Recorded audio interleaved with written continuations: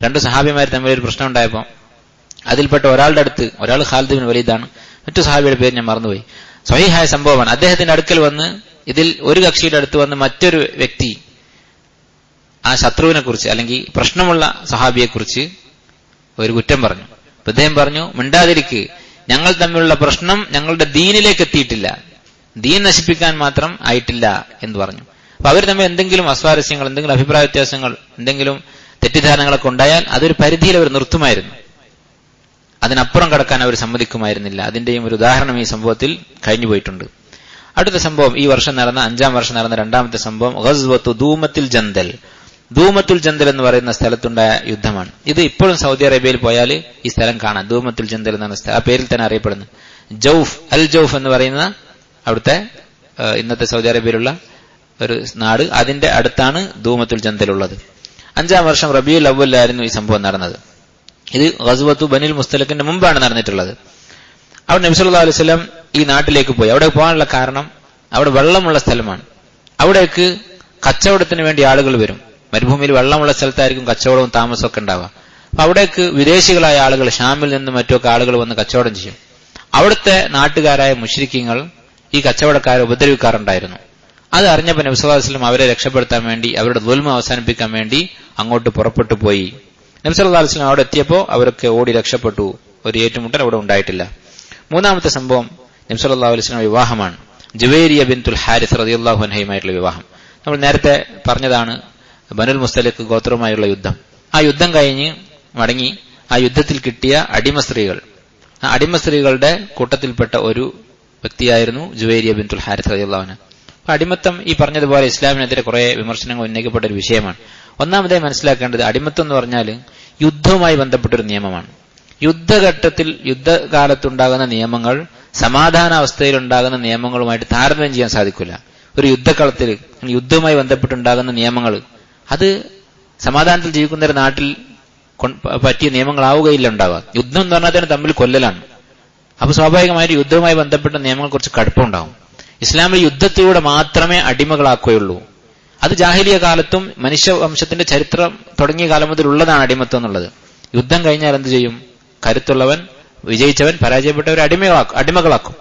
ആ യുദ്ധങ്ങൾ പല കാര്യത്തിനായിരിക്കും, സ്വത്തിനായിരിക്കും, അതുപോലെ തന്നെ ഈ അടിമകളാക്കാൻ വേണ്ടി യുദ്ധം ചെയ്യുന്നുണ്ടായിരിക്കും. എന്നാൽ ഇസ്ലാമിലെ യുദ്ധം ഒറ്റ കാര്യത്തിന് മാത്രമാണ്, ലിതകൂന കലിമത്തുല്ലാഹി ഹിയൽ ഉലിയ, ലാ ഇലാഹ ഇല്ലല്ലാഹ് എന്നുള്ള പരമമായ സത്യത്തിന് വേണ്ടി മാത്രം.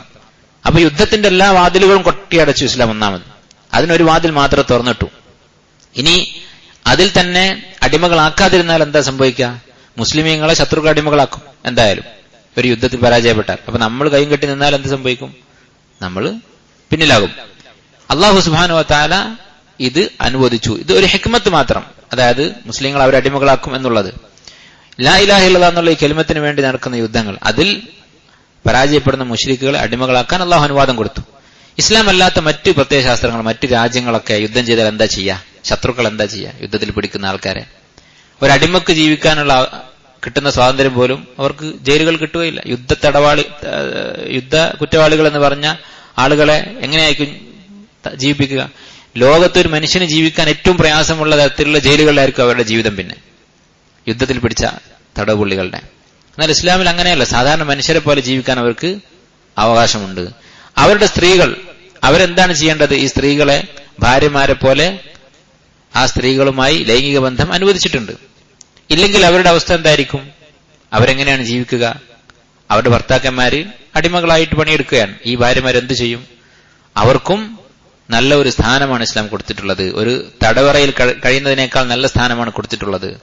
മാത്രമല്ല, ഇനി അങ്ങനെ കഴിയാൻ എനിക്ക് താല്പര്യമില്ല, ഞാൻ ഒരാളുടെ ഭാര്യയായിരുന്നു, മറ്റൊരു പുരുഷന്റെ കൂടെ ജീവിക്കാൻ എനിക്ക് താല്പര്യമില്ല എന്നൊരു അടിമക്ക് തോന്നുന്നുണ്ടെങ്കിൽ, നല്ല തറവാട്ടിൽ ജനിച്ചൊരു പെണ്ണാണ്, നല്ല തറവാട്, അവരുടെ ഇടയിൽ നല്ലതായി കാണപ്പെടുന്ന ഒരു തറവാട്, അങ്ങനെ ഒരു അടിമ പെണ്ണിന് തോന്നുന്നുണ്ടെങ്കിൽ അവൾക്ക് അവസരമുണ്ട് സ്വാതന്ത്ര്യം നേടാൻ. മുഖാത്തബത്ത്, യജമാനന് ഒരു സംഖ്യ കൊടുത്താൽ രക്ഷപ്പെടാൻ സാധിക്കും. ഇങ്ങനെയുള്ള അവസരങ്ങൾ അവർക്ക് കൊടുത്തിട്ടുണ്ട്. അപ്പൊ അടിമത്തം എന്നുള്ളത് ഇസ്ലാം അംഗീകരിച്ചിട്ടുള്ളതാണ്. എന്നാൽ അതിന്റെ ക്രൂരതകളെയൊക്കെ ഇസ്ലാം വിലക്കിയിട്ടുണ്ട്. അടിമകൾക്ക് ഭക്ഷണം, യജമാനൻ കഴിക്കുന്ന ഭക്ഷണം കൊടുക്കണം. അവർക്ക് എന്തെങ്കിലും അധികം ജോലി ഭാരം കൊടുത്താൽ അതിൽ അവരെ കൂടെ പണിയെടുത്ത് സഹായിക്കണം. ഇതിനേക്കാൾ വലിയ സ്ഥാനം എന്താണുള്ളത്? അവരെ കുറിച്ച് എന്റെ അടിമ എന്ന് പറയരുത്, അബ്ദി എന്ന് പറയരുത്. എന്റെ അടിമ എന്ന് പറയരുത് എന്ന് പഠിപ്പിച്ചിട്ടുണ്ട്. അവർ മുഖത്തടിക്കരുത് എന്ന് പഠിപ്പിച്ചിട്ടുണ്ട്. ഉപദ്രവിക്കരുത് എന്ന് പഠിപ്പിച്ചിട്ടുണ്ട്. ഒരുപാട് ആനുകൂല്യങ്ങൾ അവർ കൊടുത്തിട്ടുണ്ട്. ഹജ്ജ് നിർബന്ധമില്ല, ജിഹാദ് നിർബന്ധമില്ല. അതുപോലെ തന്നെ ശിക്ഷകൾ അവർക്ക് ഇളവുണ്ട്. സാധാരണ കുറ്റകൃത്യങ്ങൾക്കുള്ള ശിക്ഷകളിൽ അവർക്ക് ഇളവുണ്ട്. അപ്പൊ അടിമത്തം എന്നുള്ളത് ഇസ്ലാം അംഗീകരിച്ചിട്ടുള്ളതും വളരെ മാന്യമായ രീതിയിലുള്ള നിയമങ്ങൾ കൊണ്ട് നിയന്ത്രിച്ചിട്ടുള്ളതുമായ ഒരു കാര്യമാണ്. അങ്ങനെ ഈ യുദ്ധം കഴിഞ്ഞ് പിടികൂടപ്പെട്ട ജുവൈരിയ ബിൻതുൽ ഹാരിസ് റളിയല്ലാഹു അൻഹ എന്ന സഹാബി വനിത അടിമയായി നബി സല്ലല്ലാഹു അലൈഹി വസല്ലം വീതിച്ചു കൊടുത്തതിൽ പെട്ട ഒരാളായിരുന്നു. അങ്ങനെ സാബിത്ത് ഇബ്നു ഖൈസ് ഇബ്നു ഷമ്മാസ് എന്ന് പറയുന്ന സഹാബിയുടെ ഓഹരിയിലായിരുന്നു ഇവർ പെട്ടിരുന്നത്, ജുവൈരിയ റളിയല്ലാഹു അൻഹ പെട്ടിരുന്നത്. നബി സല്ലല്ലാഹു അലൈഹി സാബിത്ത് ഇബ്നു ഖൈസ് റളിയല്ലാഹു അൻഹു ഇവരുമായി മുഖാത്തബത്ത് നടത്തി. ഇവർക്ക് അടിമയായി കഴിയാൻ താല്പര്യമില്ല, സ്വാതന്ത്ര്യം വേണമെന്ന് ആവശ്യപ്പെട്ട് അങ്ങനെ ഒരു തുക നിശ്ചയിച്ച് അവർ പോകാൻ തീരുമാനിച്ചു. അപ്പൊ ഈ പണം കൊടുക്കാൻ ഇവർക്ക് സാധിക്കുകയില്ല. അങ്ങനെ കടം ചോദിക്കാനായി അവർ വന്നത് അള്ളാഹുവിന്റെ റസൂലിന്റെ അടുത്തേക്കാണ്. നിങ്ങൾ ആലോചിച്ച് നോക്കുക, രാജ്യത്തിന്റെ ഭരണാധികാരിയാണ്. ഈ ചിത്രീകരിക്കപ്പെടുന്നത് പോലെയുള്ള ക്രൂരനായ ഒരു ഭരണാധികാരിയും ക്രൂരന്മാരായ അനുയായികളും ഒക്കെ ആയിരുന്നെങ്കിൽ അങ്ങോട്ടൊരിക്കലും പോവുകയില്ല, വേറെ അങ്ങോട്ടെങ്കിലും പോകില്ലേ? അവിടെ മദീനത്ത് യഹൂദികളുണ്ട്, അല്ലെങ്കിൽ മറ്റു വല്ല ആൾക്കാരെയും അന്വേഷിച്ചു പോകാം. ഇവർ പോയത് ഈ യുദ്ധത്തിൽ തങ്ങളെ തോൽപ്പിച്ച ആ സൈന്യത്തിന്റെ ഏറ്റവും വലിയ തലവന്റെ അടുത്തേക്കാണ് പോകുന്നത്. അതിന്റെ അർത്ഥം എന്താ? നബി സല്ലല്ലാഹു അലൈഹി വസല്ലം അത്രയും വിശാല ഹൃദയനായിരുന്നു. ഇങ്ങനെ വരുന്ന സ്ത്രീകളെ നബി സല്ലല്ലാഹു അലൈഹി വസല്ലം മോചിപ്പിക്കാൻ തയ്യാറാകും എന്ന പ്രതീക്ഷ ഉണ്ട്. കടം കൊടുത്തിട്ട് ആ പണം കൊടുത്തിട്ട് സഹായിക്കും. അങ്ങനെ നബി സല്ലല്ലാഹു അലൈഹി വസല്ലമയോട് കടം ചോദിച്ചു. അവർ വലിയൊരു നേതാവിന്റെ മകളായിരുന്നു. മുശ്രിക്കായിരുന്ന കാലത്ത്, യഹൂദിയായിരുന്ന കാലത്ത് അവരുടെ കൂട്ടത്തിൽ വലിയ ഒരു നേതാവിന്റെ മകളായിരുന്നു. അതുകൊണ്ട് തന്നെ അഭിമാനമുണ്ട്. ഔദാര്യമായിട്ട് ചോദിക്കുന്നില്ല, കുറച്ച് പണം കടമായിട്ട് തരണം എന്ന് പറഞ്ഞു. നബി സല്ലല്ലാഹു അലൈഹി വസല്ലം പറഞ്ഞു, ആ പണം കടമായിട്ടല്ല സൗജന്യമായിട്ട് തരാം എന്ന് പറഞ്ഞു മോചിപ്പിക്കുകയും പിന്നീട് അവരെ വിവാഹം കഴിക്കുകയും ചെയ്തു. അങ്ങനെ നബി സല്ലല്ലാഹു അലൈഹി വസല്ലം ഇവരെ വിവാഹം കഴിച്ചപ്പോ സഹാബത്തിന്റെ ഒരു മര്യാദ നോക്കൂ, സഹാബത്തിന്റെ സ്വഭാവ ഗുണം. അവരെന്ത് ചെയ്തു? ഈ ബനുൽ മുസ്തലിഖിന്റെ അവിടെ നിന്ന് കുറെ ആൾക്കാരെ പിടിച്ചുകൊണ്ട് വന്നിട്ടുണ്ട് അടിമകളായിട്ട്. അപ്പോ ആ കൂട്ടത്തില് ജുവൈരിയ റളിയല്ലാഹു അൻഹയുമായി കുടുംബബന്ധമുള്ള 100 കുടുംബങ്ങളെ, അടിമകളിൽപ്പെട്ട 100 കുടുംബങ്ങളെ സ്വഹാബിമാർ മോചിപ്പിച്ചു. റസൂലിന്റെ അളിയന്മാരും അതുപോലെ തന്നെ റസൂലിന്റെ ബന്ധുക്കളും അടിമകളായി കഴിയാൻ പാടില്ല എന്ന് പറഞ്ഞുകൊണ്ട് കാഫിറുകളായ മുശ്രിക്കുകളായ 100 വീട്ടുകാരെ സ്വഹാബത്ത് മോചിപ്പിക്കുകയുണ്ടായി ഈ സംഭവത്തിന് ശേഷം. 4ാമത്തെ സംഭവം, ഹിജ്റ 5-ാം വർഷം നടന്ന 4ാമത്തെ സംഭവം, റൈഹാന എന്ന് പറയുന്ന സ്ത്രീയുമായി നബി സല്ലല്ലാഹു അലൈഹി വസല്ലം വിവാഹം ചെയ്തു എന്നാണ് ഇദ്ദേഹം ഇവിടെ കിതാബിൽ പറഞ്ഞിട്ടുള്ളത്. പക്ഷെ മറ്റ് പണ്ഡിതന്മാർ പലരും പറഞ്ഞിട്ടുള്ളതും ശരിയായ അഭിപ്രായം റൈഹാന അടിമയായിരുന്നു. റൈഹാന എന്ന് പറയുന്ന ഒരു അടിമയെ നബി സല്ലല്ലാഹു അലൈഹി വസല്ലം സ്വീകരിച്ചു. അതും ഈ വർഷമാണ് നടന്നിട്ടുള്ളത്. ഇതോടുകൂടി 5ാമത്തെ വർഷം നടന്ന സംഭവങ്ങൾ അവസാനിച്ചു. ഇനി ഹിജ്റ 6-ാം വർഷം 7 കാര്യങ്ങളാണ് ഇവിടെ പരാമർശിച്ചിട്ടുള്ളത്, പ്രധാനമായി നടന്നിട്ടുള്ളത്. അതിൽ ഒന്നാമത്തേത് ഗസ്വത്തു ബനി ലിഹ്യാൻ എന്ന് പറയുന്ന ഒരു യുദ്ധമാണ്. ഇവര് ഇസ്ലാമിനെ കുറിച്ച് പഠിക്കാൻ വേണ്ടി കുറച്ച് ആളുകളെ അയക്കാൻ ആവശ്യപ്പെടുകയും അവരെ വഞ്ചിക്കുകയും ചെയ്തു. അങ്ങനെ അവർ കുറെ സ്വഹാബിമാരെ കൊന്നു. ഖുബൈബ് റളിയല്ലാഹു അൻഹു ആ കൂട്ടത്തിലുണ്ടായിരുന്നു. ഖുബൈബ് റളിയല്ലാഹു അൻഹുവിനെ ഇവര് ബനു ലിഹ്യാൻ എന്ന് പറയുന്ന ഗോത്രക്കാര് മക്കയിൽ കൊണ്ടുപോയി വിറ്റു, അടിമയായി വിറ്റു. ഇങ്ങനെയുള്ള ക്രൂരത അവർ ചെയ്തു. അതിന് പകരം വീട്ടാൻ വേണ്ടി നബി സല്ലല്ലാഹു അലൈഹി വസല്ലം പുറപ്പെട്ടതാണ് ഗസ്വത്ത് ബനി ലിഹ്യാൻ എന്ന് പറയുന്ന യുദ്ധം. നബി സല്ലല്ലാഹു അലൈഹി വസല്ലം വരുന്നുണ്ട് എന്ന് പറഞ്ഞപ്പോൾ അവർ മലയിലൊക്കെ കയറി ഒളിച്ചു. അങ്ങനെ അവരെ ആരെയും കൊല്ലേണ്ടി വന്നിട്ടില്ല. അങ്ങനെ അവർ ഓടി രക്ഷപ്പെടുകയാണ് ഉണ്ടായത്. അതാണ് ബനു ലിഹ്യാൻ എന്ന യുദ്ധം. ഖുബൈബ് റളിയല്ലാഹു അൻഹു അദ്ദേഹം ഒരുപാട് പീഡനങ്ങൾ സഹിച്ചിട്ടുണ്ട്. മക്കയിൽ അദ്ദേഹത്തെ പിന്നീട് വളരെ ക്രൂരമായി മർദ്ദിക്കുമായിരുന്നു എന്നൊക്കെ ചരിത്രത്തിൽ കാണാം. അടുത്ത സംഭവമാണ് ഇസ്തിസ്ഖാ. ഇസ്തിസ്ഖാ എന്ന് പറഞ്ഞാൽ എന്താണ്? മഴയ്ക്ക് വേണ്ടിയുള്ള പ്രാർത്ഥന. ഇമാം അബൂ ഉവാന റഹിമഹുല്ലാ ഉദ്ധരിച്ചിട്ടുള്ള സംഭവമാണ്. നബി സല്ലല്ലാഹു അലൈഹി വസല്ലം ഒരു യുദ്ധത്തിന് വേണ്ടി പുറപ്പെട്ടതായിരുന്നു. ഇത് ഏത് യുദ്ധമാണെന്ന് പറഞ്ഞിട്ടില്ല. അങ്ങനെ യുദ്ധത്തിന് പോയ സമയത്ത് വെള്ളം കുറഞ്ഞുപോയി. അവർക്ക് കുടിക്കാനും ഒളു ചെയ്യാനും ഒക്കെ വെള്ളം ആവശ്യമാണ്. നമുക്കറിയാം, മരുഭൂമിയിൽ യാത്ര തുടങ്ങിക്കഴിഞ്ഞാൽ പിന്നെ വെള്ളം കിട്ടാൻ സാധ്യതയില്ല. അപ്പൊ കൊണ്ടുവന്ന വെള്ളം ഉണ്ടാവുള്ളൂ. വെള്ളം കുറഞ്ഞപ്പോ മുനാഫിക്കുകൾ പറഞ്ഞു, മുനാഫിക്കുകൾ എന്ന് പറഞ്ഞാൽ കപട വിശ്വാസികൾ, ഇത് യഥാർത്ഥ പ്രവാചകനായിരുന്നെങ്കിൽ മൂസാ നബി അള്ളാഹുവിനോട് വെള്ളം ചോദിച്ചപ്പോ പാറയിൽ നിന്ന് വെള്ളം ഒഴുകിയതുപോലെ വെള്ളം കിട്ടുമായിരുന്നു. അപ്പോ ശരിക്കുള്ള നബി അല്ല എന്നവർ വ്യാജ പ്രവാചകനാണ് എന്ന് പറയാൻ തുടങ്ങി. അത് പറഞ്ഞപ്പോൾ നബി സല്ലല്ലാഹു അലൈഹി വസല്ലം ചോദിച്ചു. നബി സല്ലല്ലാഹു അലൈഹി വസല്ലമക്ക് വിവരം കിട്ടിയപ്പോൾ അവഖദ് ഖാലൂഹ, അവരങ്ങനെ പറയുന്നുണ്ടോ എന്ന് ചോദിച്ചു. എന്നിട്ട് നബി സല്ലല്ലാഹു അലൈഹി വസല്ലം ഇസ്തിസ്ഖാ നടത്തി, മഴയ്ക്ക് വേണ്ടിയുള്ള പ്രാർത്ഥന നമസ്കാരം നിർവഹിച്ചു. അതോടുകൂടി അല്ലാഹു സുബ്ഹാനഹു വ തആല മഴ വർഷിപ്പിക്കുകയും അങ്ങനെ അവർക്ക് ആവശ്യത്തിന് വെള്ളം ഉണ്ടാവുകയും ചെയ്തു. ഇതാണ് 2ാമത്തെ സംഭവം. 3ാമത്തെ സംഭവം ഹിജ്റ 6-ാം വർഷം നടന്നിട്ടുള്ളത് ഗസ്വത്തു ദീ ഖറദ് എന്ന് പറയുന്ന സംഭവമാണ്. ഈ ബനൂ ലിഹ്യാൻ ഗോത്രമായിട്ടുള്ള ആ യുദ്ധം അത് കഴിഞ്ഞ് ഉടനെയാണ് ഈ സംഭവം ഉണ്ടായത്. ഉയൈനത്തു ബിനു ഹിസ്ൻ എന്ന് പറയുന്ന ഒരാൾ, ഒരു മുശ്രിക്ക്, നബി സല്ലല്ലാഹു അലൈഹി വസല്ലമയുടെ കുറെ ഒട്ടകങ്ങളെ ആക്രമിക്കുകയും അതിൽ കുറെ എണ്ണത്തിനെ പിടിച്ചുകൊണ്ടുപോവുകയും ഒട്ടകം മേച്ച് നടന്നിരുന്ന സഹാബിയെ കൊന്നുകളയുകയും ചെയ്തു. അദ്ദേഹത്തിന്റെ ഭാര്യയെ അടിമയാക്കുകയും ചെയ്തു. ഇങ്ങനെയുള്ളൊരു സംഭവം ഉണ്ടായി, ഒരു കൊള്ള. അത് അറിഞ്ഞപ്പോ നബി സല്ലല്ലാഹു അലൈഹി വസല്ലം അവരെ പിടിക്കാൻ വേണ്ടി പുറപ്പെട്ടു. നബി സല്ലല്ലാഹു അലൈഹി വസല്ലം സഹാബിമാർ പുറപ്പെട്ടപ്പോൾ അതിന്റെ കൂടെ പുറപ്പെട്ട ഒരാളാണ് സലമത്ത് ഇബ്നുൽ അക്വ എന്ന് പറയുന്ന സഹാബി. അദ്ദേഹത്തിന്റെ കഥ വളരെ രസകരമായ സംഭവമാണ്. അദ്ദേഹം മുന്നിൽ തന്നെ പോവുകയും ഒറ്റയ്ക്ക് പോയി ഇവരെ അമ്പെയ്തുകൊണ്ട് കീഴടക്കുകയും അദ്ദേഹം ഒരൊറ്റയാൾ പോയിട്ട് ഈ ഒട്ടകങ്ങളെ മുഴുവൻ മോചിപ്പിക്കുകയും ചെയ്തു. നബി സല്ലല്ലാഹു അലൈഹി വസല്ലം സഹാബത്ത് അങ്ങോട്ട് എത്തുന്നതിന് മുമ്പ് ഈ സലമത്ത് ഇബ്നുൽ അക്വ എന്ന് പറയുന്ന ഒരൊറ്റ സഹാബി, വളരെ ധീരനായ സഹാബിയാണ്, അദ്ദേഹം ഈ ഒട്ടകങ്ങളെ മുഴുവൻ തിരിച്ചു പിടിച്ചു. അങ്ങനെ നബി സല്ലല്ലാഹു അലൈഹി വസല്ലം അവരുമായി ഏറ്റുമുട്ടാൻ വേണ്ടി പുറപ്പെട്ടു. ഇദ്ദേഹം ഒട്ടകങ്ങളെ കൊണ്ടുവന്നിട്ടും പിന്നെയും നബി സല്ലല്ലാഹു അലൈഹി വസല്ലം തുടർന്നു യാത്ര. പക്ഷേ നബി സല്ലല്ലാഹു അലൈഹി വസല്ലം അവിടെ ഈ ദൂഖറദ് എന്ന് പറയുന്ന സ്ഥലം വരെ എത്തിയതേ ഉള്ളൂ. അവിടെ നിന്ന് അവരെ പിന്നെ കാണാൻ കഴിഞ്ഞില്ല, അവരുമായി യുദ്ധം ചെയ്യാൻ സാധിച്ചില്ല. അതാണ് ഗസ്വത്തു ദി ഖറദ് എന്ന് പറയുന്നത്. അടുത്ത സംഭവം ഹിജ്റ 6-ാം വർഷം നടന്ന വളരെ പ്രധാനപ്പെട്ട സംഭവമാണ്. 4-ാമത്തെ കാര്യം, സദ്ദുഹു സല്ലല്ലാഹു അലൈഹി വസല്ലം അനിൽ ഉംറഹ്. ഉംറക്ക് വേണ്ടി നബി സല്ലല്ലാഹു അലൈഹി വസല്ലം പുറപ്പെടുകയും തടയപ്പെടുകയും ചെയ്ത സംഭവം നമുക്കറിയാം. മക്ക അപ്പോഴും മുശ്രിക്കുകളുടെ കയ്യിലാണ്. നബി സല്ലല്ലാഹു അലൈഹി വസല്ലമക്ക് ഉംറ ചെയ്യണമെന്ന് ആഗ്രഹമുണ്ട്, മസ്ജിദുൽ ഹറാമിൽ നമസ്കരിക്കണമെന്ന് ആഗ്രഹമുണ്ട്. അതിനുവേണ്ടി പുറപ്പെട്ടു വഴിയിൽ വെച്ച് ഹുദൈബിയ എന്ന് പറയുന്ന സ്ഥലത്തെത്തിയപ്പോൾ ഖുറൈശികൾ തടഞ്ഞു. മക്കയുടെ അടുത്തെത്തിയിട്ടുണ്ട്.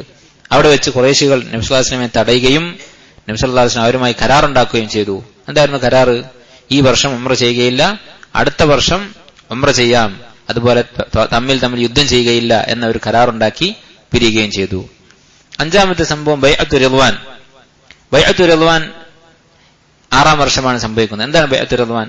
നബി സല്ലല്ലാഹു അലൈഹി വസല്ലം മക്കയിലെ മുശ്രിക്കുകളുമായി സംസാരിക്കാൻ വേണ്ടി, സുൽഹിന്റെ കാര്യം, യുദ്ധം നിർത്തിയ ഈ കരാറിനെ കുറിച്ചും മറ്റുമൊക്കെ സംസാരിക്കാൻ വേണ്ടി ഉസ്മാൻ ഇബ്നു അഫ്ഫാൻ റളിയല്ലാഹു അൻഹുവിനെ പറഞ്ഞയച്ചിരുന്നു. ആരാണ് മക്കയിലേക്ക് പോവുക എന്ന് സഹാബത്ത് ചർച്ച ചെയ്തു. ഉമർ റളിയല്ലാഹു അൻഹുവിനെ നിർദ്ദേശിച്ചു. ഉമർ റളിയല്ലാഹു അൻഹു പറഞ്ഞു, അവർക്ക് എന്നേക്കാൾ ദേഷ്യമുള്ള ഒരാളും ഉണ്ടാവില്ല. കാരണം ഒരുപാട് യുദ്ധത്തിലൊക്കെ വളരെ ധീരതയോടെ പൊരുതിയിട്ടുള്ള ആളാണ് ഉമർ റളിയല്ലാഹു അൻഹു. അദ്ദേഹത്തെ കിട്ടിയാൽ അവർ വെറുതെ വിടുകയില്ല. അങ്ങനെ ഉസ്മാൻ ഇബ്നു അഫ്ഫാൻ റളിയല്ലാഹു അൻഹു പോകാൻ തീരുമാനിച്ചു. നിങ്ങൾ ആലോചിച്ച് നോക്കൂ, ഒരു ശത്രുക്കളുമായുള്ള സംസാരത്തിന് വേണ്ടി അദ്ദേഹം പുറപ്പെടുകയാണ്. അപ്പൊ അവർ പോലും ആദരിക്കുന്ന വ്യക്തിയായിരുന്നു ഉസ്മാൻ റളിയല്ലാഹു അൻഹു. അത്രയും നല്ല വ്യക്തിത്വത്തിന് ഉടമയായിരുന്നു. പല യുദ്ധങ്ങളിലും അദ്ദേഹം അവർക്കെതിരെ പോരാടിയിട്ടുണ്ട്. എന്നിട്ടും അവർക്ക് ചോദ്യം ചെയ്യാൻ പറ്റാത്ത അത്രയും നല്ല വ്യക്തിത്വവും സ്വഭാവ ഗുണവും പാരമ്പര്യമുള്ള ആളായിരുന്നു ഉസ്മാൻ ഇബ്നു അഫ്ഫാൻ. അദ്ദേഹം മക്കയിലെത്തിയപ്പോൾ മുശ്രിക്കുകൾ, വളരെ വലിയ അക്രമികളായ വഞ്ചകന്മാരായ മുശ്രിക്കുകൾ, അവർ അദ്ദേഹത്തോട് പറഞ്ഞു, നിങ്ങൾ വേണമെങ്കിൽ ഉംറ ചെയ്ത് പോയിക്കോളൂ, നിങ്ങൾ ഇവിടെ വേണ്ട ഇബാദത്തുകളൊക്കെ ചെയ്തോളൂ, പക്ഷെ മുഹമ്മദിനെയും ബാക്കി സഹാബിമാരെ ഞങ്ങൾക്ക് അനുവദിക്കാൻ പറ്റില്ല എന്ന് പറഞ്ഞു. അത്രമാത്രം അവർക്ക് നിഷേധിക്കാൻ പറ്റാത്ത ഒരു വ്യക്തിത്വമായിരുന്നു ഉസ്മാൻ ഇബ്നു അഫ്ഫാൻ റളിയല്ലാഹു അൻഹുവിന്റേത്. അദ്ദേഹം പറഞ്ഞു, അതിന്റെ ആവശ്യമില്ല, ചർച്ചക്കാണ് വന്നത് എന്ന് പറയുകയും മടങ്ങിപ്പോവുകയും ചെയ്തു. പക്ഷെ അദ്ദേഹം തിരിച്ചെത്തുന്നതിന് മുമ്പ് ഉസ്മാൻ ഇബ്നു അഫ്ഫാൻ റളിയല്ലാഹു അൻഹുവിനെ കൊന്നു എന്നൊരു വാർത്ത പരക്കുകയുണ്ടായി. അത് കേട്ടപ്പോൾ നബി സല്ലല്ലാഹു അലൈഹി വസല്ലം ഒരു മരത്തിന്റെ ചുവട്ടിലിരുന്ന് സഹാബിമാരിൽ നിന്ന് ബൈഅത്ത് വാങ്ങി. എന്താണ്? മരണം വരെ യുദ്ധം ചെയ്യും, മുശ്രിക്കുകളുമായി യുദ്ധം ചെയ്യും, മരിക്കുന്നത് വരെ പിന്തിരിഞ്ഞു ഓടുകയില്ല എന്ന ബൈഅത്ത്. ആ ബൈഅത്ത് ചെയ്ത സഹാബിമാരാണ് സ്വഹാബത്തിന്റെ കൂട്ടത്തിൽ ഏറ്റവും ദറജ കൂടിയ സഹാബിമാര്. അതായത് ഏറ്റവും അഫ്ളലായ സഹാബത്ത് 4 പേരാണ്, 4 ഖലീഫമാർ. അത് കഴിഞ്ഞാൽ സ്വർഗം കൊണ്ട് സന്തോഷ വാർത്ത അറിയിച്ചിട്ടുള്ള 10 പേര്.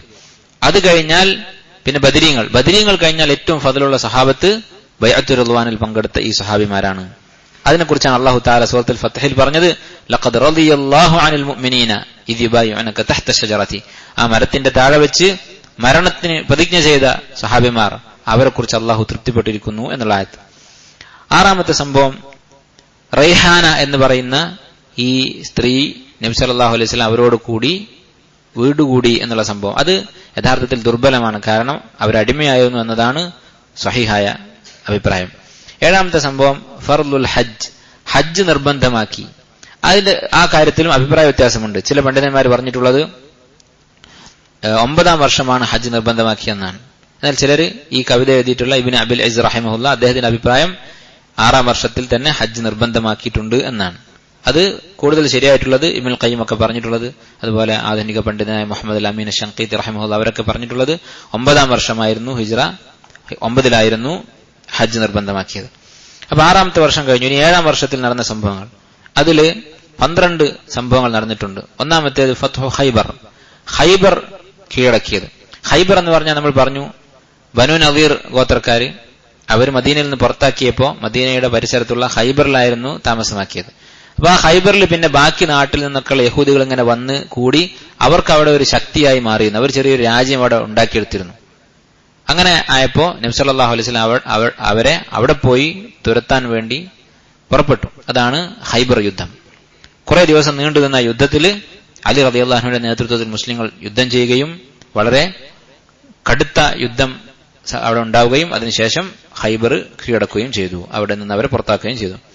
രണ്ടാമത്തെ സംഭവം തഹരീമു ലുഹൂമിൽ ഹുംറിൽ അഹ്ലിയ, നാടൻ കഴുതകളുടെ ഇറച്ചി ഹറാമാക്കി.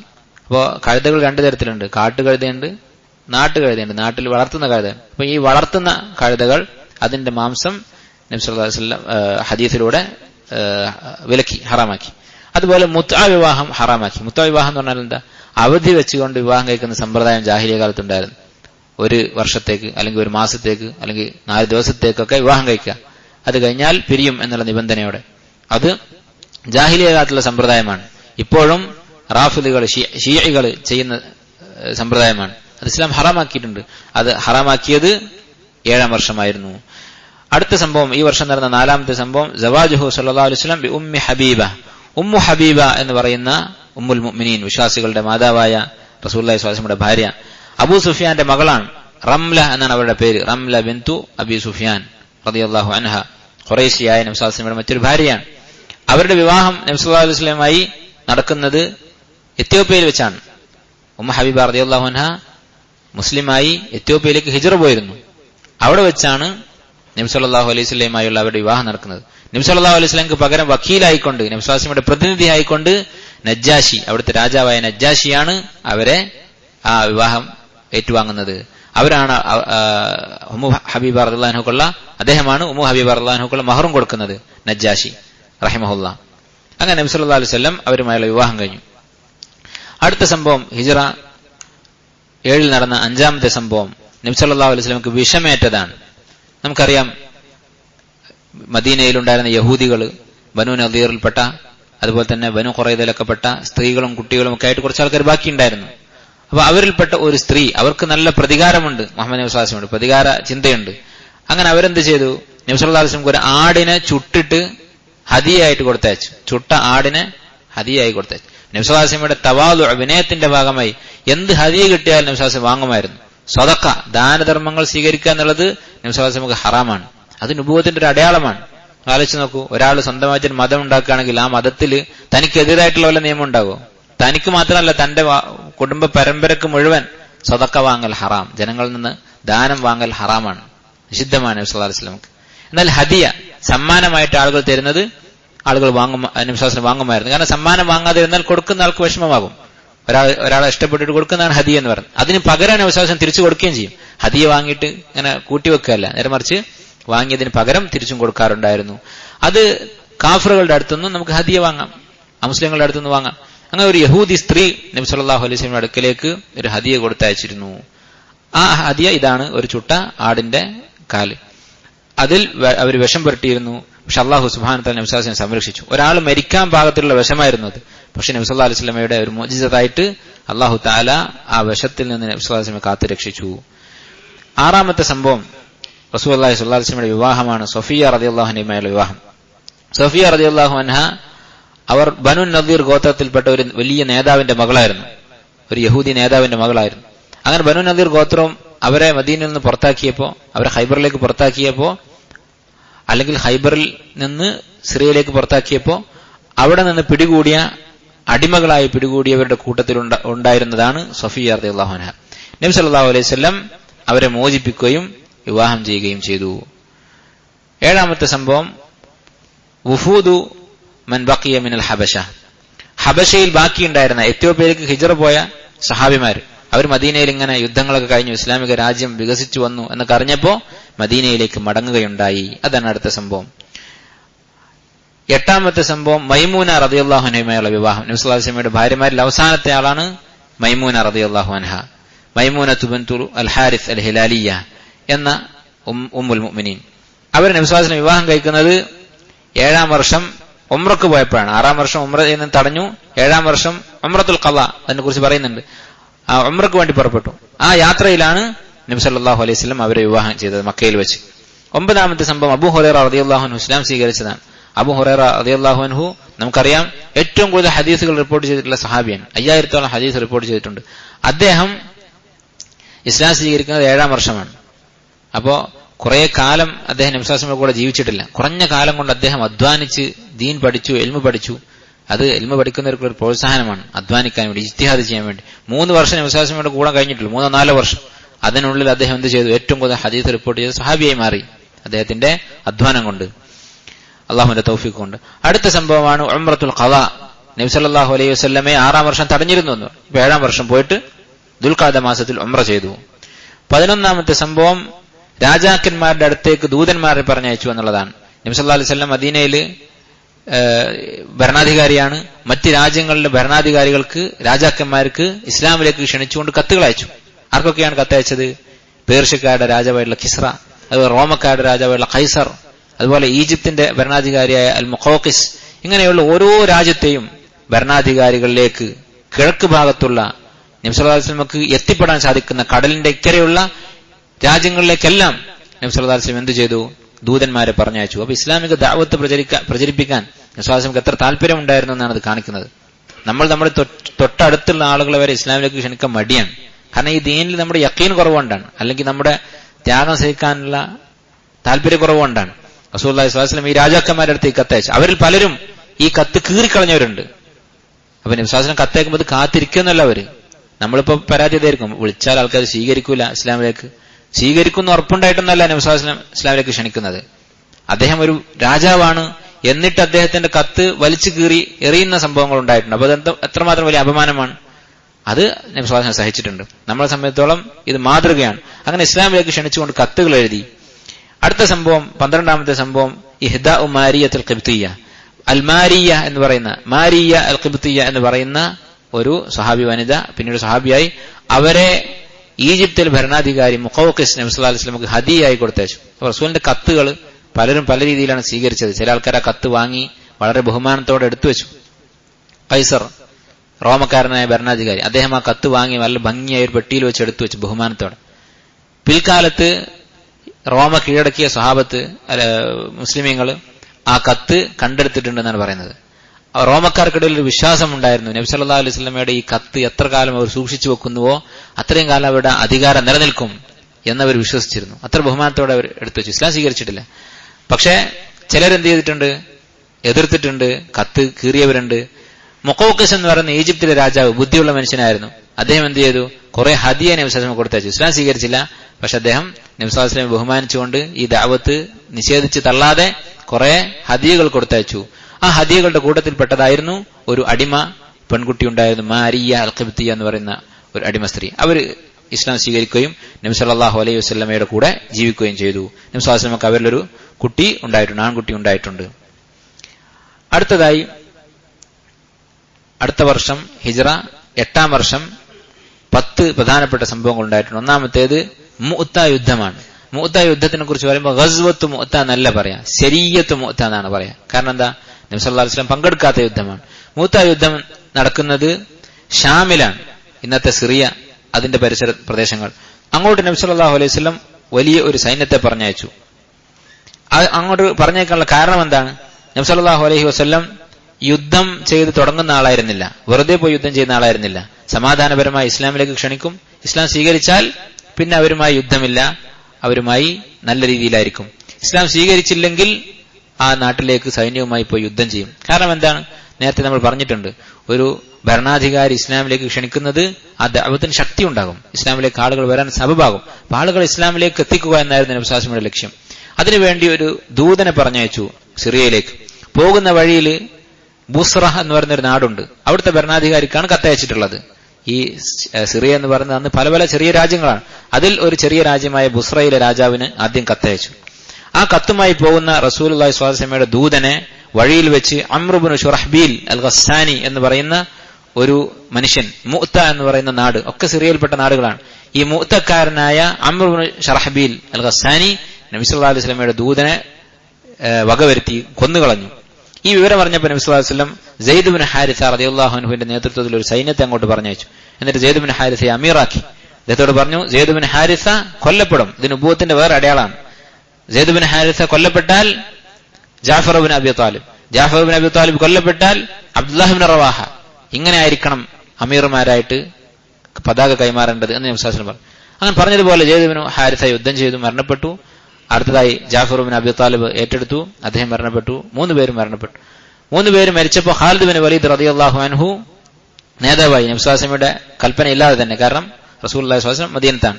അങ്ങനെ ഖാലിദ് ബിൻ വലീദിന്റെ നേതൃത്വത്തിൽ യുദ്ധമുണ്ടാവുകയും നിരവധി മുശ്രിക്കീങ്ങളെ അവർ കൊല്ലുകയും ചെയ്തു. നിരവധി നസ്രാണികളെ, റോമക്കാരെ അവർ കൊല്ലുകയും ചെയ്തു. മുസ്ലിമീങ്ങളുടെ സൈന്യം വളരെ കുറവായിരുന്നു എണ്ണം. ശത്രുക്കളുടെ സൈന്യം ഇവരുടെ 10 ഇരട്ടിയിൽ കൂടുതലുണ്ട്. അങ്ങനെയുള്ള ഈ വലിയ സൈന്യത്തെ 1 ലക്ഷം 2 ലക്ഷം ഇങ്ങനെയൊക്കെ അഭിപ്രായങ്ങളുണ്ട്. ഇത്രയും വലിയ സൈന്യത്തെ ഏതാനും 1000 മുസ്ലിമീങ്ങൾ മാത്രം നേരിടുകയും അവരിൽ വലിയ നാശനഷ്ടങ്ങൾ ഉണ്ടാക്കുകയും എന്നിട്ട് തന്ത്രപരമായി ഖാലിദ് ബിൻ വലീദ് റളിയല്ലാഹു അൻഹു മദീനയിലേക്ക് തന്നെ രക്ഷപ്പെട്ടു പോരുകയും ചെയ്തു. ഈ സംഭവം ചരിത്രം രേഖപ്പെടുത്തിയിട്ടുള്ളതാണ്. നമ്മുടെ ഇസ്ലാമിക ചരിത്ര ഗ്രന്ഥങ്ങൾ മാത്രമല്ല, നിങ്ങൾ മറ്റ് സോഴ്സുകളിൽ പോയിട്ട്, ഇന്റർനെറ്റിലോ മറ്റെവിടെങ്കിലും പോയിട്ട് മുഅ്ത യുദ്ധം എന്ന് പറഞ്ഞിട്ടൊന്ന് അന്വേഷിച്ച് നോക്കൂ.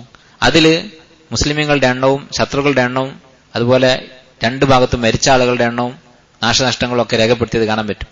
എല്ലാ ചരിത്ര സോഴ്സുകളിലും നമ്മുടെ ഹദീസ് ഗ്രന്ഥങ്ങൾ കാണുന്നതിനേക്കാൾ, ഇസ്ലാമിക ചരിത്ര ഗ്രന്ഥങ്ങൾ കാണുന്നതിനേക്കാൾ കുറച്ച് മുസ്ലിമീങ്ങളുടെ എണ്ണം കൂട്ടിയും അവരുടെ എണ്ണം കുറച്ചിട്ടുമാണ് കൊടുത്തിട്ടുള്ളതെങ്കിലും വലിയ വ്യത്യാസം രണ്ടും തമ്മിലുണ്ട്. അഥവാ മുസ്ലിങ്ങളുടെ ഒരുപാട് കൂടുതലായിരുന്നു ശത്രുക്കൾ, എന്നാൽ മരണമാണെങ്കിൽ മുസ്ലിങ്ങളുടെ ഇടയിൽ വളരെ കുറവും ശത്രുക്കൾ വളരെ കൂടുതലുമായിരുന്നു എന്ന കാര്യത്തിൽ തർക്കമില്ല.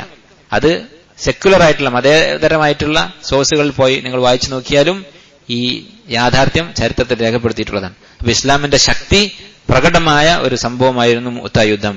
അത് ആ നാട് കീഴടക്കാൻ മാത്രമുള്ള ഒരു വിജയമായിരുന്നില്ലെങ്കിലും ഇസ്ലാമിനെ സംബന്ധിച്ചിടത്തോളം ഇസ്ലാമിന്റെ ശക്തി വെളിവാവുകയും ഖാലിദ് ബിൻ വലീദ് റളിയല്ലാഹു അൻഹു ബാക്കിയുള്ള മുസ്ലിമീങ്ങളെ രക്ഷപ്പെടുത്തുകയും ചെയ്തു.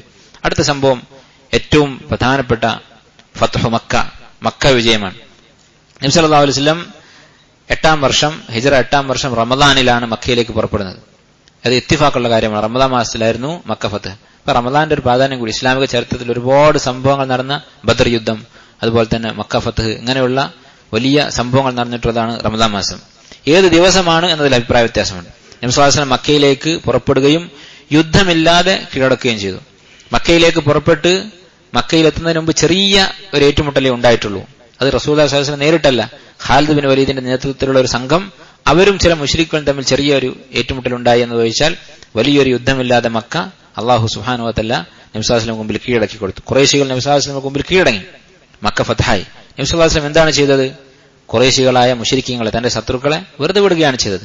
ഇദ്ഹബൂ വ അൻതുമു തുലഖാ എന്ന് പറഞ്ഞ നബി സല്ലല്ലാഹു അലൈഹി വസല്ലം വിട്ടയച്ചു എന്നാണ് ചരിത്ര ഗ്രന്ഥങ്ങൾ കാണുന്നത്. എന്നാൽ ഈ വാക്ക് ദഈഫാണ് എന്ന് ചിലർ അഭിപ്രായപ്പെട്ടിട്ടുണ്ട്. അൻതുമു തുലഖാ എന്ന് പറഞ്ഞത്, നിങ്ങൾ സുരക്ഷിതരാണ്, വെറുതെ വിട്ടിരിക്കുന്നു എന്ന് പറഞ്ഞു. അത് ദഈഫാണെങ്കിലും അത് അങ്ങനെ ഒരു സംഭവം നടന്നിട്ടുണ്ട് എന്ന സൂചനകളുണ്ട്. കാരണം സ്വഹീഹായ സംശയമില്ലാത്ത സ്വഹീഹ് മുസ്ലിമിനടക്കമുള്ള ഹദീസുകളിൽ കാണാം, ചില സഹാബിമാരെ കുറിച്ച് പറയുമ്പോൾ കാന മിന തുലഖാ, മക്ക വിജയ ദിവസം വെറുതെ വിടപ്പെട്ട ആളുകളിൽപ്പെട്ട ആളായിരുന്നു എന്നൊക്കെ ഹദീസ് ഗ്രന്ഥങ്ങളിൽ സ്വഹീഹായി വന്നിട്ടുണ്ട്. അപ്പൊ ഇങ്ങനെ ഒരു സംഭവത്തിന് അസ്ലുണ്ട്. നിങ്ങളെ വെറുതെ വിട്ടിരിക്കുന്നുവെന്ന് നബി സല്ലല്ലാഹു അലൈഹി വസല്ലം പറഞ്ഞതിന് അത് സൂചനകൾ നൽകുന്ന തെളിവുകളുണ്ട്. മക്ക ഫത്ഹ് കഴിഞ്ഞിട്ടുണ്ടായ അടുത്ത സംഭവമാണ് ഈ വർഷത്തെ 3ാമത്തെ സംഭവം, ഹിജ്റ 8-ലെ ഗസ്വത്തു ഹുനൈൻ, ഹുനൈൻ യുദ്ധം. ഹുനൈൻ യുദ്ധം എന്ന് പറയുന്നത്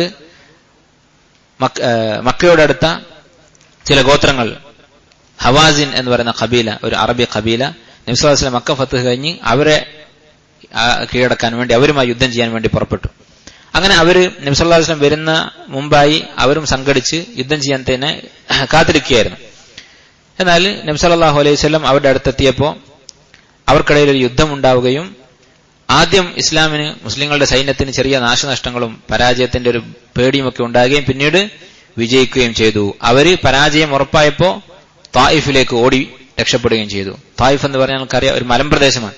തായിഫിൽ വലിയ കോട്ടയുണ്ടായിരുന്നു പഴയ കാലത്ത്. ആ കോട്ടയിൽ കയറി അവർ അഭയം തേടി എന്നാണ് ചരിത്രത്തിൽ കാണുന്നത്. അടുത്ത സംഭവം, 4ാമത്തെ സംഭവം ഹിജ്റ 8ാം വർഷത്തിൽ നടന്നിട്ടുള്ളത് ഗസ്വത്തു തായിഫ്. ഈ തായിഫിലെ കോട്ടയിൽ അഭയം തേടിയ മുശ്രിക്കുകളുമായി നബി സല്ലല്ലാഹു അലൈഹി വസല്ലം അവിടെ യുദ്ധത്തിന് പുറപ്പെട്ടു. അങ്ങനെ ഹിസാർ ഉണ്ടായി, അവരെ ഉപരോധിച്ചു കുറെ ദിവസം. പക്ഷെ നേരിട്ടുള്ള ആയുധം കൊണ്ടുള്ള ഒരു ഏറ്റുമുട്ടൽ ഉണ്ടായിട്ടില്ല. നബി സല്ലല്ലാഹു അലൈഹി വസല്ലം മടങ്ങിപ്പോരുകയും ചെയ്തു. അവർ ഈ കോട്ടയിൽ ഒളിച്ചിരുന്നു. അഞ്ചാമത്തെ സംഭവം നബി സല്ലല്ലാഹു അലൈഹി വസല്ലമയുടെ ഉംറയാണ്. നബി സല്ലല്ലാഹു അലൈഹി വസല്ലം 4 ഉംറ ചെയ്തിട്ടുണ്ട്. അതിലൊന്ന് നമ്മൾ പറഞ്ഞു, ഉംറത്തുൽ ഖളാ, 7-ാം വർഷം നടത്തിയ ഉംറ. അടുത്ത ഉംറ ജിഇറാന എന്ന് പറയുന്ന സ്ഥലത്ത് നിന്ന് നബി സല്ലല്ലാഹു അലൈഹി വസല്ലം പുറപ്പെട്ടു ഒരു ഉംറ ചെയ്തു. ജിഇറാന എന്ന് പറഞ്ഞാൽ ഇപ്പോഴും മക്കത്ത് പോയാൽ കാണാം ജിഇറാന എന്ന് പറഞ്ഞ സ്ഥലം. ത്വായിഫിൽ നിന്ന് മടങ്ങുന്ന വഴിക്ക് നബി സല്ലല്ലാഹു അലൈഹി വസല്ലം താമസിച്ച സ്ഥലമാണത്. അവിടെ നിന്ന് പോയി ഉംറ ചെയ്തു നബി സല്ലല്ലാഹു അലൈഹി വസല്ലം. അടുത്ത സംഭവം നബി സല്ലല്ലാഹു അലൈഹി വസല്ലമയുടെ മകളായ സൈനബ് റളിയല്ലാഹു അൻഹയുടെ വഫാത്താണ്. 8-ാം വർഷമായിരുന്നു അവർ മരണപ്പെടുന്നത്. നബി സല്ലല്ലാഹു അലൈഹി വസല്ലമയുടെ മക്കളിൽ ഒന്നാമത്തെ മുതിർന്ന മകളാണ് ഖദീജ റളിയല്ലാഹു അൻഹയിൽ ഉണ്ടായ ആദ്യത്തെ മകളാണ് സൈനബ് റളിയല്ലാഹു അൻഹ. നബി സല്ലല്ലാഹു അലൈഹി വസല്ലമയുടെ മക്കൾ നമ്മൾ പറഞ്ഞിട്ടുണ്ട്. 7 പേരിൽ 6 പേരും റസൂലുള്ളാഹി സ്വല്ലല്ലാഹു അലൈഹി വസല്ലമയുടെ ജീവിതകാലത്ത് തന്നെ മരണപ്പെട്ടിട്ടുണ്ട്. അപ്പോൾ ഒരാൾക്കൊരു ഉപ്പാക്കുണ്ടാകാവുന്ന ഏറ്റവും വലിയ വേദനയാണ് ആ സംഭവം. അത് നബി സല്ലല്ലാഹു അലൈഹി വസല്ലം ക്ഷമിക്കുകയും അനുഭവിക്കുകയും ചെയ്തിട്ടുണ്ട്. അടുത്ത സംഭവം ഇബ്രാഹിം എന്ന് പറയുന്ന മകന്റെ മരണമാണ്. ഇതേ വർഷത്തിൽ തന്നെ സൈനബ് മരിച്ചു. അത് കഴിഞ്ഞപ്പോ ഇബ്രാഹിം, മാരിയ അൽ ഖിബ്തിയ എന്ന് പറയുന്ന അടിമയിലുണ്ടായ മകനായിരുന്ന ഇബ്രാഹിം, അദ്ദേഹം, ആ കുട്ടി 2 വയസ്സ് തികയുന്നതിന് മുമ്പ് മരണപ്പെടുകയുണ്ടായി. അടുത്ത സംഭവം, 8-ാമത്തെ സംഭവം, സൗദ റളിയല്ലാഹു അൻഹ തന്റെ ഊഴം, നബി സല്ലല്ലാഹു അലൈഹി വസല്ലമയുടെ ഭാര്യയാണ്, ഓരോ ഭാര്യയുടെ അടുത്തും ഓരോ ദിവസമാണ് നബി സല്ലല്ലാഹു അലൈഹി വസല്ലം കഴിഞ്ഞുകൂടുക. ആ ദിവസം ആയിഷ റളിയല്ലാഹു അൻഹയ്ക്ക് വേണ്ടി വിട്ടുകൊടുത്തു. ഈ സംഭവം നബി സല്ലല്ലാഹു അലൈഹി വസല്ലമയെ കുറിച്ച് തെറ്റിദ്ധാരണ ഉണ്ടാകാവുന്ന ഒരു സംഭവമാണ്. എന്തുകൊണ്ട് സൗദ റളിയല്ലാഹു അൻഹ അങ്ങനെ ആയിഷ റളിയല്ലാഹു അൻഹയ്ക്ക് വിട്ടുവീഴ്ച ചെയ്തു കൊടുത്തു? 9 ഭാര്യമാരുടെ അടുത്ത് ഓരോ ദിവസം ഓരോരുത്തരുടെ അടുത്താണ്. അപ്പൊ എന്റെ അടുത്ത് വരണ്ട, ആയിഷ റളിയല്ലാഹു അൻഹയുടെ അടുത്ത് പോയാൽ മതി ആ ദിവസം എന്ന് പറഞ്ഞു. അതെന്തുകൊണ്ടാണ്? ഇപ്പൊ ചില ലഈഫായ ഹദീസുകളുണ്ട്. നബി സല്ലല്ലാഹു അലൈഹി വസല്ലം തൊലാഖ് ചെയ്തു, അപ്പോ ആ തൊലാഖ് പിൻവലിക്കാൻ വേണ്ടി അവരങ്ങനെ ഒരു വിട്ടുവീഴ്ച ചെയ്തു. എന്റെ അടുത്ത് വരേണ്ടതില്ല, തൊലാഖ് ചെയ്യാതെ നിലനിർത്തിയാൽ മതി എന്ന് പറഞ്ഞു. അങ്ങനെയുള്ള ഹദീസുകൾ ലഈഫാണ്. വേറെ ചില റിപ്പോർട്ടുകൾ നബി സല്ലല്ലാഹു അലൈഹി വസല്ലം തൊലാഖ് ചെയ്യാൻ ഉദ്ദേശിച്ചു, അതും സ്ഥിരപ്പെട്ടിട്ടില്ല. നേരെ മറിച്ച് സഹീഹായി വന്നിട്ടുള്ളത് എന്താണ്? സൗദ റളിയല്ലാഹു അൻഹയ്ക്ക് പ്രായമായപ്പോ എന്നെ തൊലാഖ് ചെയ്തേക്കുമോ എന്ന് അവർക്ക് തോന്നി. നബി സല്ലല്ലാഹു അലൈഹി വസല്ലം എന്തെങ്കിലും പറഞ്ഞതോ പ്രവർത്തിച്ചതോ ആയി യാതൊരു തെളിവില്ല.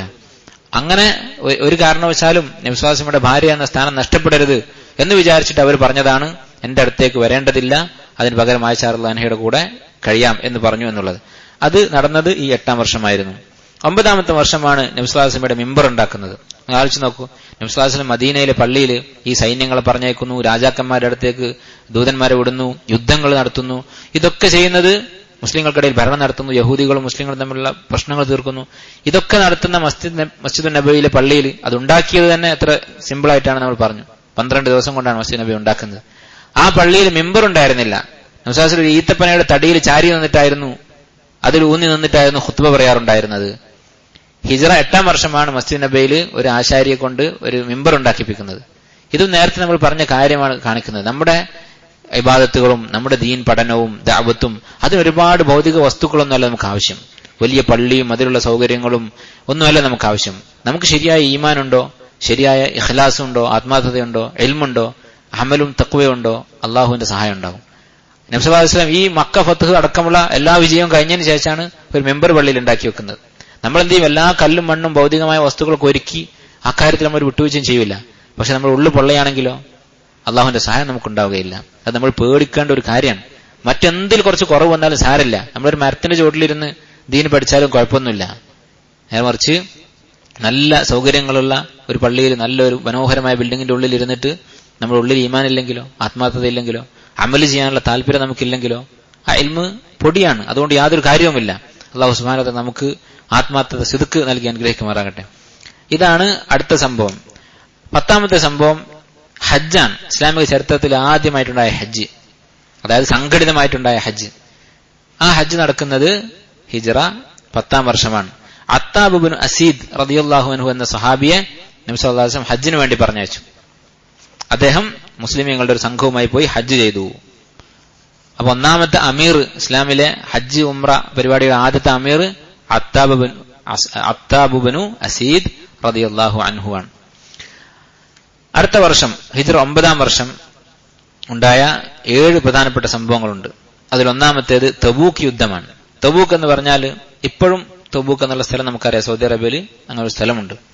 അവിടെ 9-ാം വർഷം റജബ് മാസത്തിൽ നബി സല്ലല്ലാഹു അലൈഹി വസല്ലം അങ്ങോട്ട് പുറപ്പെട്ടു. എന്തിനാണ് അങ്ങോട്ട് പോയത്? റോമക്കാരുടെ നാട്ടിലേക്ക്, ഷാമിലേക്ക് പോകുന്ന വഴിയിലാണ് തബൂക്ക്.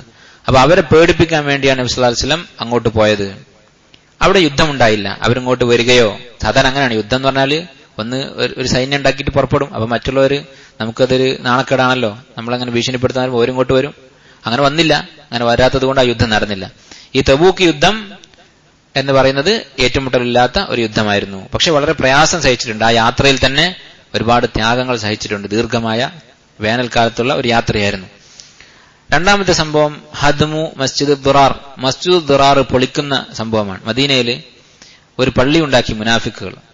അവരാ പള്ളി ഉണ്ടാക്കിയത് എന്തിനു വേണ്ടിയാണ്? അവർ പറഞ്ഞു, മസ്ജിദ് നബിയിൽ വരാൻ പറ്റാത്ത വൃദ്ധന്മാർക്കും മറ്റുള്ളവർക്കൊക്കെ വേണ്ടിയിട്ട് ഒരു പള്ളി കൂടി ഉണ്ടാക്കാം എന്ന് പറഞ്ഞിട്ടാണ് പള്ളി ഉണ്ടാക്കിയത്. അപ്പൊ ലാഹിറിൽ ഇസ്ലാമിനൊരു സഹായമാണ്. മുസ്ലിങ്ങൾക്ക് മസ്ജിദ് നബിയിൽ എല്ലാവർക്കും എത്താൻ പറ്റിക്കൊള്ളുന്നില്ല. മദീനയിൽ പല ഭാഗത്തുള്ള ആൾക്കാരുണ്ടല്ലോ. അപ്പൊ ഒരു ഏരിയയിൽ നമുക്ക് ഒരു പള്ളി വേറെ ഉണ്ടാക്കാം എന്ന് പറഞ്ഞിട്ടാണ് അവരുണ്ടാക്കിയത്. പക്ഷെ അവരുടെ ഉദ്ദേശം യഹൂദികളുമായി കൂടിയാലോചിച്ച് മദീന ആക്രമിക്കാനുള്ള ഒരു പദ്ധതി ഇടാൻ വേണ്ടിയിട്ടായിരുന്നു അവർ ലക്ഷ്യം വെച്ചത്. അപ്പൊ നബി സല്ലല്ലാഹു അലൈഹി വസല്ലം ആ പള്ളിയിൽ ഒന്ന് നമസ്കരിക്കാൻ അവർ ക്ഷണിച്ചു. ഒരു ഉദ്ഘാടനം പോലെ അവിടെ ഒന്ന് നബി ഒന്ന് നിസ്കരിച്ചു പോകണം. നിസ്കരിച്ചാൽ എന്തായി? പള്ളിക്കൊരു തെസ്കിയായി, ഒരു അംഗീകാരമായി. അപ്പൊ മുസ്ലിമുകൾ കൂടുതൽ അങ്ങോട്ട് വരാൻ തുടങ്ങും. അങ്ങനെ ഇവർക്ക് ഒരു ഔദ്യോഗിക പരിവേഷമുള്ള പള്ളിയിൽ ഇരുന്നിട്ട് അവരെല്ലാ ആലോചനകളും നടത്താം. ആരും ശ്രദ്ധിക്കുകയില്ല അവരുടെ പ്രവർത്തനങ്ങൾ. അങ്ങനെയുള്ള പ്ലാനായിരുന്നു. അല്ലാഹു സുബ്ഹാനഹു വ തആല ഇത് വഹയിലൂടെ നബി സല്ലല്ലാഹു അലൈഹി വസല്ലം അറിയിച്ചു കൊടുത്തു. ആ പള്ളി നബി സല്ലല്ലാഹു അലൈഹി വസല്ലം പൊളിച്ചു എന്ന് പറഞ്ഞാൽ റസൂലിന്റെ കൽപ്പന പ്രകാരം സ്വഹാബത്ത് പൊളിച്ചു. അപ്പോ ഇസ്ലാമിക ചരിത്രത്തിൽ നബി സല്ലല്ലാഹു അലൈഹി വസല്ലമയുടെ ചരിത്രത്തിൽ 3 പള്ളി ഉണ്ടാക്കുകയും ഒരു പള്ളി പൊളിക്കുകയും ചെയ്തിട്ടുണ്ട് നബി സല്ലല്ലാഹു അലൈഹി വസല്ലം. അത് പൊളിച്ചത് ഈ മുനാഫിക്കുകളുടെ പള്ളിയാണ്, മസ്ജിദ് ദുറാർ ആണ്. അടുത്ത സംഭവം 9-ാം വർഷം നടന്ന 3-ാമത്തെ സംഭവം അബൂബക്കർ സിദ്ദീഖ് റളിയല്ലാഹു അൻഹുവിന്റെ ഹജ്ജാണ്. അപ്പൊ 2-ാമത്തെ അമീർ അബൂബക്കർ റളിയല്ലാഹു അൻഹു ഹജ്ജില്. അദ്ദേഹം ഹജ്ജിന് പുറപ്പെട്ടു. എന്തുകൊണ്ടാണ് നബി സല്ലല്ലാഹു അലൈഹി വസല്ലം ഹജ്ജ് ചെയ്യാതിരുന്നത്? ഈ വർഷം 8-ാം വർഷം ചെയ്തിട്ടില്ല, 9-ാം വർഷം ചെയ്തിട്ടില്ല. എന്തുകൊണ്ടായിരുന്നു? കാരണം മക്കയില് കാബയുടെ ചുറ്റും ഷിർക്കിന്റെ അവശിഷ്ടങ്ങൾ ബാക്കിയുണ്ടായിരുന്നു, വിഗ്രഹങ്ങൾ ഉണ്ടായിരുന്നു. അതുപോലെ തന്നെ മുശ്രിക്കീങ്ങൾ നഗ്നരായിട്ട് ഹജ്ജ് ചെയ്യാറുണ്ടായിരുന്നു. അവരതിന് കാരണം പറയുന്നത് എന്താണ്? നമ്മൾ ഇട്ട വസ്ത്രമൊക്കെ പാപങ്ങൾ കൊണ്ട് മലിനമാണ്.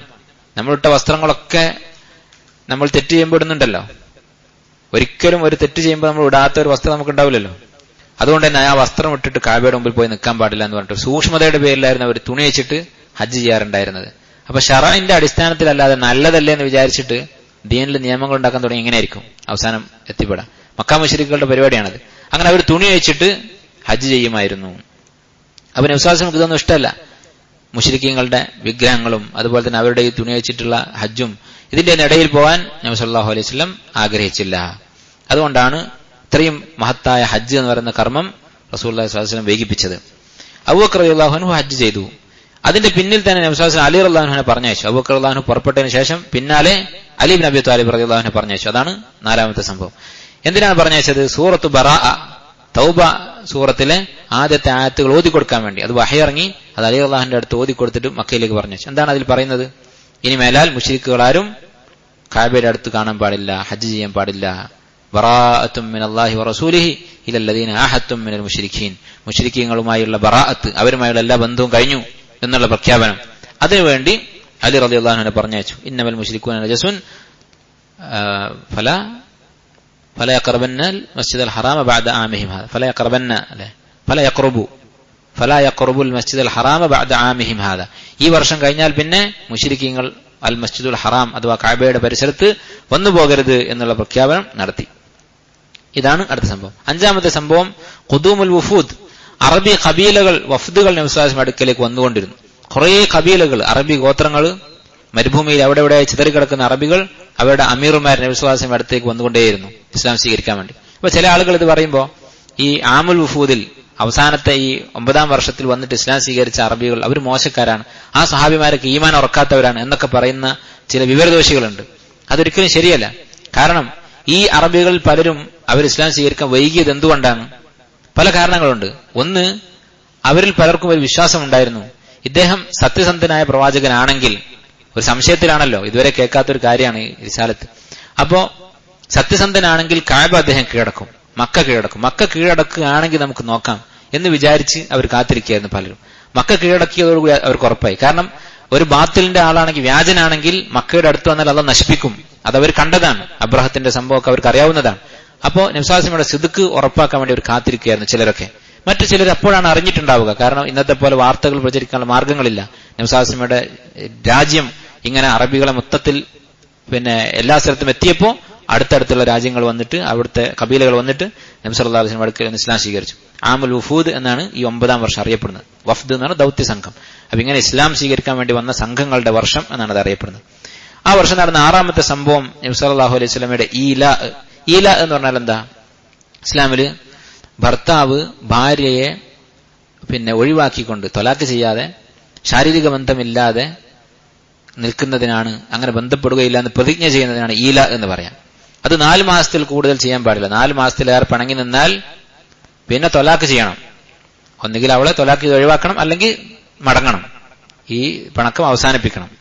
ഇത് ഇസ്ലാമിന്റെ ഒരു വളരെ നീതിപൂർവമായ നിയമമാണ്. കാരണം ഒരു പെണ്ണിന്റെ ഹക്കാണ് ഭർത്താവുമായുള്ള ബന്ധം. അത് അവൾക്ക് നിഷേധിക്കാൻ പാടില്ല. 4 മാസത്തിൽ കൂടുതൽ പാടില്ല. 4 മാസത്തിലേറെ ആയാൽ ഒന്നുകിൽ അവളെ വഴിക്ക് വിടുക, അല്ലെങ്കിൽ ഒരു ഭാര്യയും ഭർത്താവിനെയും പോലെ ജീവിക്കുക. ഇതാണ് നിയമം. അപ്പൊ നബി സല്ലല്ലാഹു അലൈഹി വസല്ലം അങ്ങനെ ചെയ്തിട്ടുണ്ട് ഭാര്യമാരോട്. എന്തിനാണ് ചെയ്തത്? നബി സല്ലല്ലാഹു അലൈഹി വസല്ലം ചെയ്യാനുള്ള കാരണങ്ങൾ പല ഹദീസിലും കാണാം. ചില ഹദീസിൽ കാണാം നബി സല്ലല്ലാഹു അലൈഹി വസല്ലം പറഞ്ഞ ഒരു രഹസ്യം ഒരു ഭാര്യ ചോർത്തി മറ്റൊരു ഭാര്യയോട് പറഞ്ഞു. അങ്ങനെ ഒരു സംഭവം കാണാം. മറ്റു ചില ഹദീസുകൾ കാണാം നബി സല്ലല്ലാഹു അലൈഹി വസല്ലമയോട് അവർ ചെലവിന് പണം ചോദിച്ചിട്ടാണ് എന്ന് കാണാം. അപ്പൊ ഇമാം ഇബ്നു ഹജർ റഹിമഹുല്ലാഹ് പറയുന്നത് ഇതിലേതെങ്കിലും ഒരു കാരണം കൊണ്ടാണ് എന്ന് പറയുന്നത് ശരിയല്ല. ഇതെല്ലാം കൂടിയിട്ടാണ് എന്ന് പറയുന്നതാണ് ശരി. കാരണം എന്തെങ്കിലും ഒരു പ്രശ്നം ഉണ്ടാകുമ്പോഴത്തേക്ക് ഇങ്ങനെ ഒരു പ്രതിജ്ഞ ചെയ്യാൻ മാത്രം ദേഷ്യക്കാരനൊന്നും അല്ല നബി സല്ലല്ലാഹു അലൈഹി വസല്ലം. നേരെ മറിച്ച് നിരന്തരമായി ചില അസ്വാരസ്യങ്ങൾ ഉണ്ടായപ്പോൾ നബി സല്ലല്ലാഹു അലൈഹി വസല്ലം എന്ത് ചെയ്തു? അവരുമായി 1 മാസം വിട്ടുനിൽക്കാൻ തീരുമാനിച്ചു. അവര് മടങ്ങാൻ വേണ്ടി, അവരുടെ സ്വഭാവം കുറച്ചുകൂടി അവർ നന്നാക്കാൻ വേണ്ടി. നബി സല്ലല്ലാഹു അലൈഹി വസല്ലം ഭാര്യമാരാണ്, അവരുടെ സ്വഭാവത്തെക്കുറിച്ച് യാതൊരു സംശയവും നമുക്കില്ല. പക്ഷേ ഭാര്യമാരും ഭർത്താക്കന്മാരും തമ്മിൽ ചെറിയ ചെറിയ പ്രശ്നങ്ങൾ ഉണ്ടാവുക എന്നുള്ളത് അത് മനുഷ്യപ്രകൃതിയുടെ ഭാഗമാണ്. അങ്ങനെ ഉണ്ടായപ്പോൾ നബി സല്ലല്ലാഹു അലൈഹി വസല്ലം അവരുമായി 1 മാസം വിട്ടുനിന്നു. അതാണ് അടുത്ത സംഭവം. 7-ാമത്തെ സംഭവം നജ്ജാശി റഹിമഹുല്ലാഹു തആലയുടെ മരണം. നജ്ജാശി എന്ന് പറയുന്നത് നമുക്കറിയാം, നബി സല്ലല്ലാഹു അലൈഹി വസല്ലമ എത്യോപ്യയിലേക്ക് പറഞ്ഞയച്ച സ്വഹാബിമാരുടെ കയ്യിൽ നിന്ന് ഇസ്ലാമിനെ കുറിച്ച് കേട്ട് അവരിൽ നിന്ന് മനസ്സിലാക്കി ഇസ്ലാം സ്വീകരിച്ച ഭരണാധികാരിയാണ്. അദ്ദേഹം വഫാത്തായപ്പോൾ, മരണപ്പെട്ടപ്പോൾ അവിടെ ആരുമില്ല, എല്ലാവരും മദീനയിലേക്ക് മടങ്ങി എന്ന് പറഞ്ഞല്ലോ. അപ്പൊ മയ്യത്ത് നിസ്കരിക്കാൻ ആരുമില്ല. നബി സല്ലല്ലാഹു അലൈഹി വസല്ലം എന്ത് ചെയ്തു? ആ മരണ വാർത്ത സ്വഹാബത്തിനെ അറിയിച്ചു. ഇതും നുബുവത്തിന്റെ ഒരു അടയാളമാണ്. കാരണം എങ്ങനെ നബി സല്ലല്ലാഹു അലൈഹി വസല്ലം അറിഞ്ഞു? എത്യോപ്യയിലുള്ള ഒരു സ്വഹാബി, ഒരു മുസ്ലിം മരിച്ചത് അന്ന് തന്നെ നബി സല്ലല്ലാഹു അലൈഹി വസല്ലം അറിയുകയാണ്. എന്നിട്ട് സ്വഹാബിയോട് പറയാണ്, ഇന്നലെ നിങ്ങളുടെ ഒരു സഹോദരൻ എത്യോപ്യയിൽ കടലിന്റെ അക്കരെ മരണപ്പെട്ടിട്ടുണ്ട്, അദ്ദേഹത്തിന് വേണ്ടി നമസ്കരിക്കൂ എന്ന് പറഞ്ഞ് മയ്യത്ത് നമസ്കരിക്കാൻ വേണ്ടി ആവശ്യപ്പെട്ടു. അങ്ങനെ നബി സല്ലല്ലാഹു അലൈഹി വസല്ലം നമസ്കരിച്ച ആദ്യത്തെ സ്വലാത്തുൽ ഗായിബ്, മറഞ്ഞ മയ്യത്തിന്റെ നമസ്കാരം ഇതാണ്. മയ്യത്ത് ഹാജരില്ലാതെ മയ്യത്തിന് വേണ്ടി നമസ്കരിച്ചു. മയ്യത്ത് വേറെ നാട്ടിലാണ്, അവിടെ ആളില്ലാത്തത് കൊണ്ട് ഇവിടെ റസൂലുള്ളാഹി സ്വല്ലല്ലാഹു അലൈഹി വസല്ലം മയ്യത്ത് നമസ്കരിച്ചു. ഇതാണ് ഈ വർഷം നടന്നിട്ടുള്ള സംഭവം. അടുത്ത വർഷത്തെ സംഭവങ്ങൾ നമുക്ക് പറയാം. ബാങ്ക് കൊടുക്കാനായില്ലേ?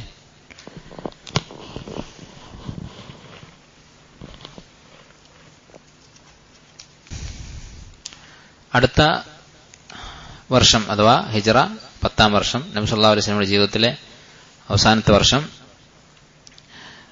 നടന്ന സംഭവങ്ങളാണ് ഇനി പറയുന്നത്. 1-ാമത്തെ സംഭവം ഇബ്രാഹിം എന്ന് പറയുന്ന നബി സല്ലല്ലാഹു അലൈഹി വസല്ലമയുടെ മകൻ. നബി സല്ലല്ലാഹു അലൈഹി വസല്ലമയുടെ മക്കളെ കുറിച്ചൊക്കെ പറയുമ്പോൾ പണ്ഡിതന്മാര്, ചരിത്രകാരന്മാര്, ഷീറയുടെ കിതാബുകൾ എഴുതിയിട്ടുള്ള മുൻഗാമികളൊക്കെ പറയാം അൽബിദ്അത്തുൻ നബവിയ്യ.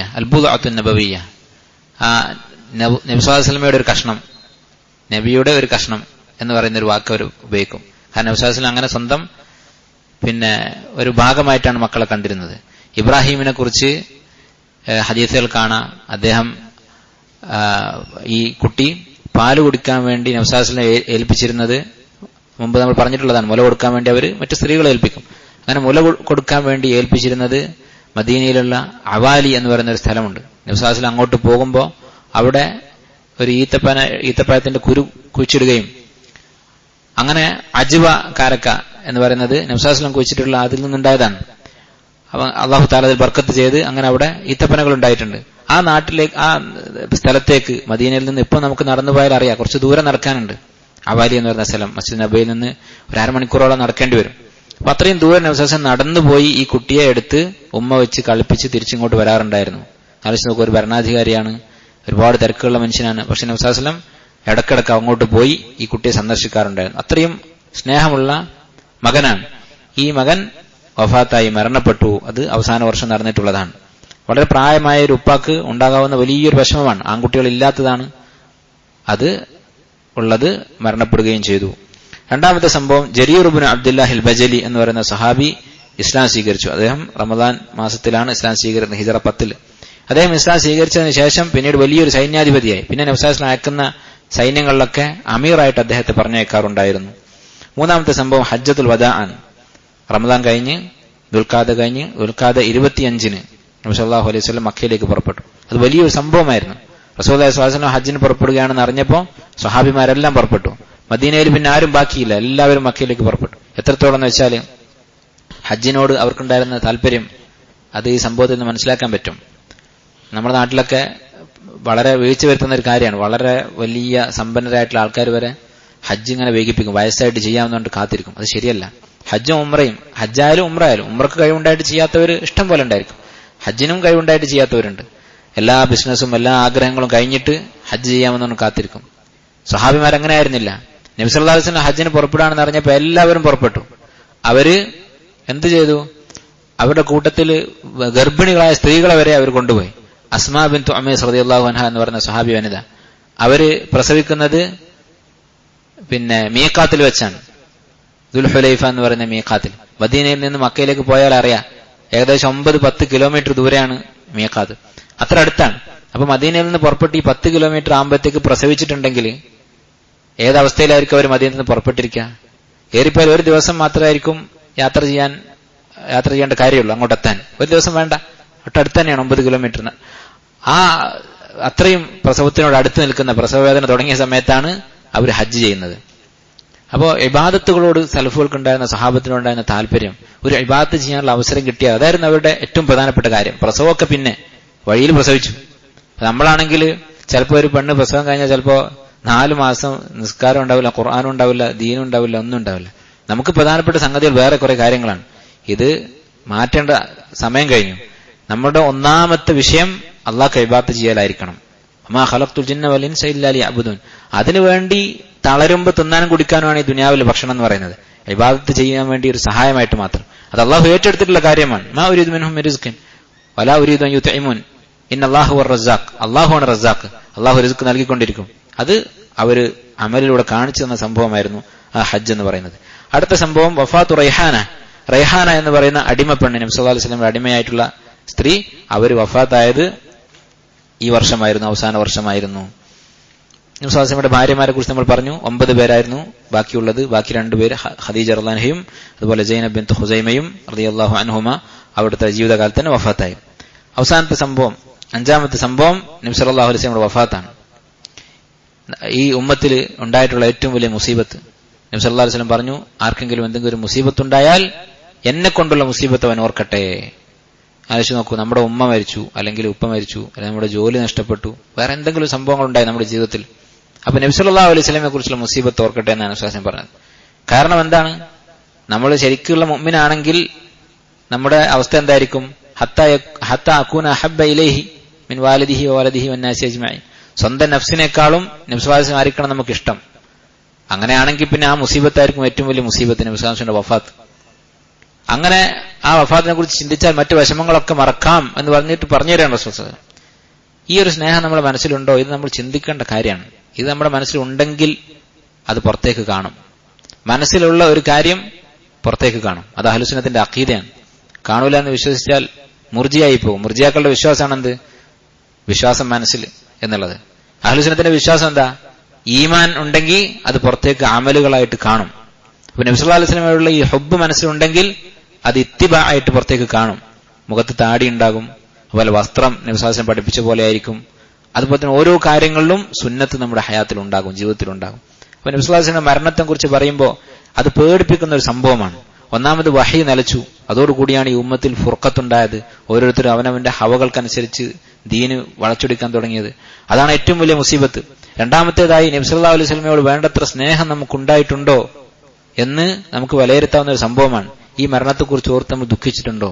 നബി സല്ലല്ലാഹു അലൈഹി വസല്ലമയുടെ മരണത്തെക്കുറിച്ച് ഓർത്ത് നമ്മുടെ ഉമ്മ മരിച്ചിട്ട് വർഷങ്ങൾ കഴിഞ്ഞാൽ നമ്മൾ ഓർക്കുമ്പോൾ കരയും, ഇല്ലേ? അപ്പൊ മരിച്ചു കഴിഞ്ഞില്ലേ, ഖബറടക്കി നിസ്കരിച്ചെല്ലാം കഴിഞ്ഞില്ലേ, നമ്മള് അതുമായി ബന്ധം അവസാനിച്ചു. പക്ഷേ പിന്നെയും നമ്മൾ കരയാറുണ്ട്. എന്തുകൊണ്ടാണ്? അത്രയും ആത്മാർത്ഥമായ സ്നേഹം നമുക്കുണ്ട്. അഹബ്ബ ഇലൈഹി മിൻ വാലിദിഹി വവലദിഹി. ഈ ഉമ്മയെക്കാളും ഉപ്പയെക്കാളും ഒക്കെ ഇഷ്ടമുണ്ടാകണം അള്ളാഹുവിന്റെ റസൂൽ. അങ്ങനെ എന്തെങ്കിലും റസൂലിന്റെ വഫാത്തിനെ കുറിച്ച് ഓർത്ത് നമ്മൾ കരഞ്ഞിട്ടുണ്ടോ? നമ്മുടെ ഈമാൻ അളക്കാനുള്ള ഒരു മാനദണ്ഡം കൂടിയാണ് നബി സല്ലല്ലാഹു അലൈഹി വസല്ലമയുടെ മരണം എന്ന് പറയുന്ന സംഭവം. അല്ലാഹു സുബ്ഹാനഹു വ തആല റസൂലിനോട് ആത്മാർത്ഥമായ ഹുബ്ബ് നമുക്ക് നൽകി അനുഗ്രഹിക്കുമാറാകട്ടെ. അതില്ലെങ്കിൽ നമ്മൾ നശിച്ചു. ആ ഹുബ്ബ് ഉണ്ട് എന്ന് അറിയിക്കുന്ന കാര്യമാണ് ഇത്തിബാ. ഞാൻ പറഞ്ഞു, ഇത്തിബാ എന്ന് പറയുന്നത് ഇൽമില്ലാതെ ഉണ്ടാവില്ല. സുന്നത്ത് ഇത്തിബാ ചെയ്യാന്ന് പറഞ്ഞാൽ എങ്ങനെ ഇത്തിബാ ചെയ്യാം? നമുക്ക് അറിയാത്ത കാര്യം. നബി സല്ലല്ലാഹു അലൈഹി വസല്ലം നമസ്കരിച്ചത് എങ്ങനെ, നബി സല്ലല്ലാഹു അലൈഹി വസല്ലം ജീവിച്ചതെങ്ങനെ, ഭാര്യമാരോട് പെരുമാറിയത് എങ്ങനെ, കുട്ടികളോട് പെരുമാറിയത് എങ്ങനെ, നബി സല്ലല്ലാഹു അലൈഹി വസല്ലം വിശ്വസിച്ച, അതാണ് ഏറ്റവും പ്രധാനം. നബി സല്ലല്ലാഹു അലൈഹി വസല്ലം ഗൈബിയായ കാര്യങ്ങൾ അഖീദയിൽ വിശ്വസിച്ചതെങ്ങനെ, കുഫാറുകളോട് നിലപാടെന്തായിരുന്നു, മുനാഫിക്കുകളോട് നിലപാടെന്തായിരുന്നു, ഈ കാര്യങ്ങളൊക്കെ പഠിച്ച് മനസ്സിലാക്കിയിട്ടില്ലെങ്കിൽ പിന്നെ നമ്മൾ എങ്ങനെയാ റസൂലിനെ ഇത്തിബാ ചെയ്യുക? അപ്പൊ റസൂലിനുള്ള ഹുബ്ബ് എന്ന് പറഞ്ഞാൽ അത് ഇത്തിബാ ആണ്. ഇത്തിബാ എന്ന് പറഞ്ഞാൽ ഇൽമാണ്. അപ്പൊ സുന്നത്തിന്റെ ഇൽമ് പഠിക്കുക എന്നതാണ് റസൂലിനുള്ള ഹുബ്ബിന്റെ അടയാളം. അതില്ലാത്തവന്റെ ഹുബ്ബ് വെറും പൊള്ളയാണ്, അർത്ഥമില്ലാത്തതാണ്. അതുകൊണ്ട് സഹോദരങ്ങളെ, ഞാൻ എന്നോടും നിങ്ങളോടും വസിയത്ത് ചെയ്യുകയാണ്, റസൂലിന്റെ സുന്നത്ത് നമ്മൾ പഠിക്കണം. അതിനുവേണ്ടി നമ്മൾ കുറച്ച് ത്യാഗങ്ങൾ സഹിക്കണം. നബി സല്ലല്ലാഹു അലൈഹി വസല്ലം പഠിപ്പിച്ച ശരിയായ സ്വഹീഹായ അഖീദ, നബി സല്ലല്ലാഹു അലൈഹി വസല്ലം പഠിപ്പിച്ച അമലുകൾ, ഇബാദത്തുകൾ, നബി സല്ലല്ലാഹു അലൈഹി വസല്ലം പഠിപ്പിച്ച അഖ്ലാഖ്, ഇതൊക്കെ പഠിച്ചെടുക്കാൻ, അത് വെറുതെ കേൾക്കാനല്ല, നമ്മുടെ ജീവിതത്തിൽ കൊണ്ടുവരാൻ നമ്മൾ ശ്രമിക്കണം. ഒരാളൊരു ഹദീസ് പറഞ്ഞു തന്നാൽ, ഒരു സുന്നത്ത് പറഞ്ഞു തന്നാൽ ബുദ്ധി ഉപയോഗിച്ച് തർക്കുത്തരം പറയരുത്. നമ്മളോടിപ്പോ ഒരാൾ വന്നിട്ട് പറയാ, നിന്നെ തൂക്കിക്കൊല്ലാൻ ഒരു വിധി വന്നിട്ടുണ്ട് കോടതിയിൽ നിന്ന്, അല്ലെങ്കിൽ വേറെ എന്തെങ്കിലും ഒരു നമുക്ക് പ്രധാനപ്പെട്ട ഒരു കാര്യം വന്നിട്ടുണ്ട്, നമ്മൾ അത് തെറ്റാണ് എന്ന്, അല്ലെങ്കിൽ ഒരു ഡോക്ടറെ അടുത്ത് പോയി, ഡോക്ടർ നമ്മളെ ടെസ്റ്റ് ചെയ്തിട്ട് നമുക്ക് ക്യാൻസർ ഉണ്ട് എന്ന് പറഞ്ഞു, അല്ലെങ്കിൽ വേറെ എന്തെങ്കിലും ഒരു കാര്യം പറഞ്ഞു, ഒരു അസുഖത്തെക്കുറിച്ച്, പേടിക്കുന്ന ഒരു അസുഖത്തെക്കുറിച്ച്, നമ്മൾ എന്ത് ചെയ്യും? നമുക്കത് ശരിയാവാതിരിക്കാൻ സാധ്യതയുണ്ടെങ്കിലും അത് അർഹിക്കുന്ന ഗൗരവം നമ്മൾ കൊടുക്കും. കോടതിയിൽ നിന്നാണ് ഈ കടലാസ് വന്നിട്ടുണ്ടെങ്കിൽ നമ്മളൊരു വക്കീലിനെ കാണിക്കും, എന്നിട്ട് ചോദിക്കും ഇത് ശരിയാണോ, ഈ പറഞ്ഞ പോലെ തന്നെയാണോ? ഡോക്ടറാണത് പറഞ്ഞെങ്കിൽ വേറെ 4 ഡോക്ടർമാരെ കാണിക്കും, ഇത് ശരിയാണോ, ആണെങ്കിൽ ചികിത്സിക്കണം. അപ്പൊ ഇങ്ങനെ ഗൗരവം കൊടുക്കും നമ്മളതിന്. അപ്പൊ ഒരു ഹദീസ് ഒരാൾ പറഞ്ഞു തരുമ്പോ ചിലപ്പോ അവ മനസ്സിലാക്കിയെടുത്ത് തെറ്റൊക്കെ ഉണ്ടായിരിക്കും, ചിലപ്പോ ആ ഹദീസ് സ്വഹീഹായിക്കണമെന്നില്ല. പക്ഷെ കളിയാക്കുകയും പരിഹസിക്കുകയും ധിക്കാരത്തോടെ മറുപടി പറയുകയും ചെയ്യരുത്. അള്ളാഹുവിന്റെ കലാം, റസൂലിന്റെ കലാം വന്ന് നമ്മുടെ മുമ്പിൽ കിട്ടിക്കഴിഞ്ഞാൽ അതിന് തിരിച്ചുള്ള മറുപടി ഗൗരവത്തോടെ ആയിരിക്കണം, ബഹുമാനത്തോടെ ആയിരിക്കണം.